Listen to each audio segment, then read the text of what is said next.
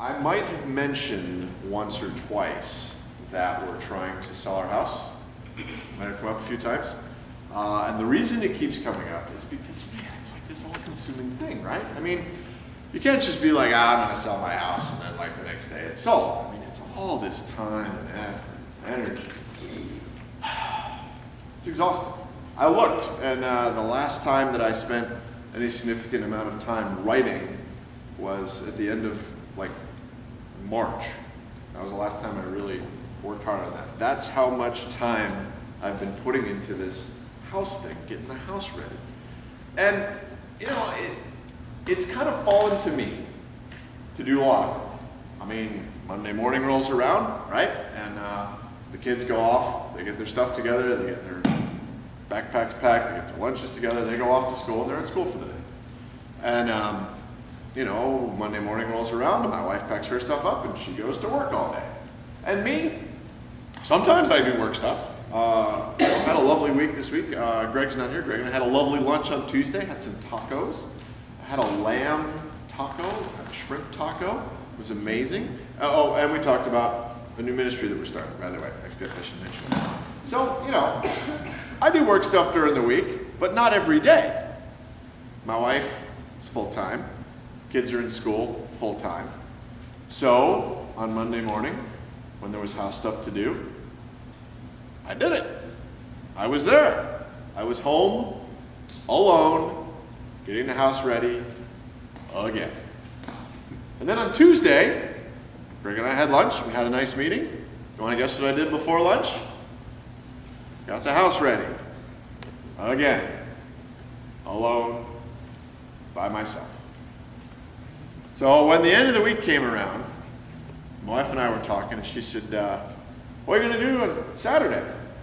I said, well, we just broke the door handle on the screen door, which is kind of annoying, right? Because you're trying to get a house ready and then something breaks.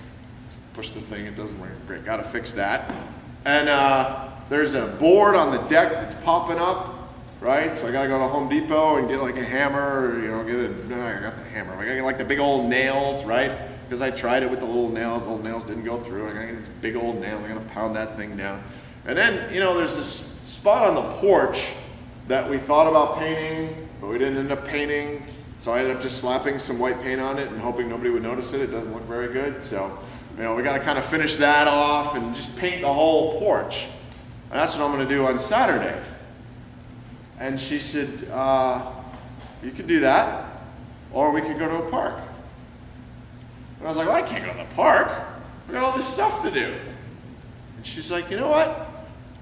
I think that stuff can wait. I think we should go to a park. It's going to be a nice day. She said, it can wait. It can wait till Monday. The world's not going to collapse. I said, well, we're having an open house Sunday, which is in like, 2 hours. We got to get this stuff ready. She's like, not really. Don't really have to. It'll be okay.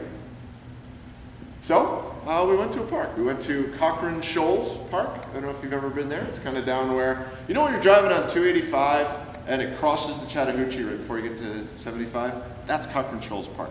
Now, it turns out there's 2 parks to Cochrane Shoals, and we picked the wrong one, so that wasn't so good. But it was lovely. And what I realized as I was wandering around the woods at Cochrane Shoals Park was that I needed to go to the park. I was done. I had had it up to here. I was exhausted. But I didn't know it. And what I also realized was that all those days that I had been home, alone, getting the house ready by myself, I wasn't really alone. Because my wife was with me the whole time. She was with me on this journey. She was with me on this trip. I mean, she was part of it, and she was able to see that I needed a break. But then I also thought about all the times that she'd come home from a long day and spent a couple, 3 hours painting, getting stuff ready. I thought about the kids and all the times when it was a weekend or in the evening, and we had them go through their piles of things that they'd been accumulating for the past forever, and how much time they had spent going through it all. I thought about how I felt like I was alone, but I was really just by myself. They were with me. They just weren't there. And I thought about, my dad and my mom. I live in Florida now. I don't see him very much. I'm going to see him in a couple of weeks. That'll be fun. But I thought about all the times that they taught me things and all the time we spent together. And I thought about how, even though they weren't there with me that time, sort of, kind of every decision that I make, they're there. They're a part of that because of all the things that they taught me and the way they raised me. And I thought about that and thought about Jesus and what he's saying in this gospel passage about him being here but being gone. Because it's kind of confusing, right? I mean, Jesus comes and he walks around the earth and he teaches and he preaches and he heals people and he does miracles and he does all that fine stuff.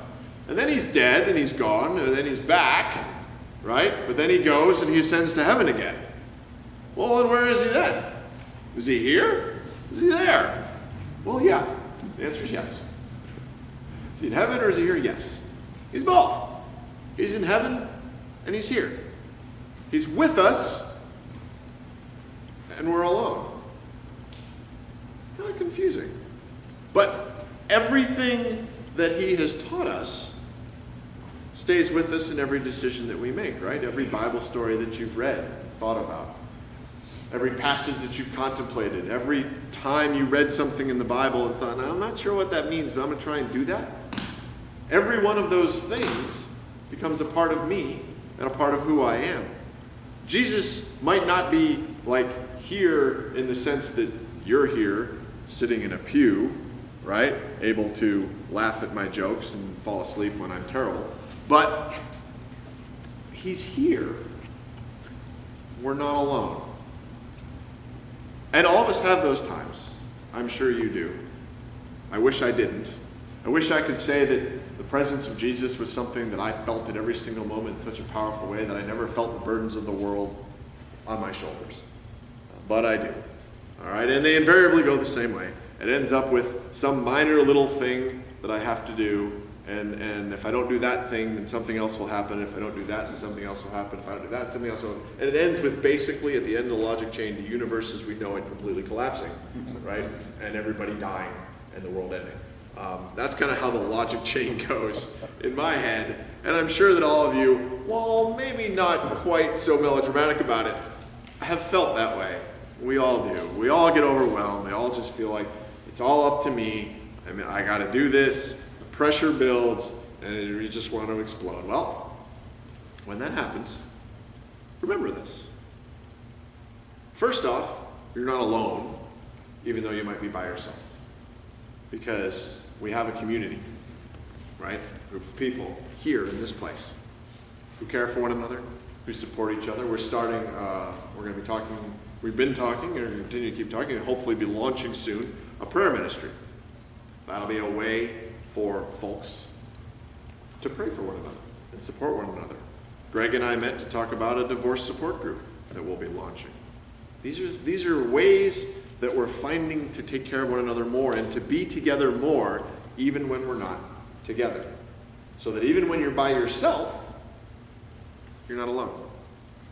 But most importantly, remember that even the times you are by yourself, even when you're home or at work or at school or doing whatever, and it feels like it's all on your shoulders, remember that it's not. That Jesus is there. Just because you're alone doesn't mean you're alone. Jesus is always, always there. Amen. Amen.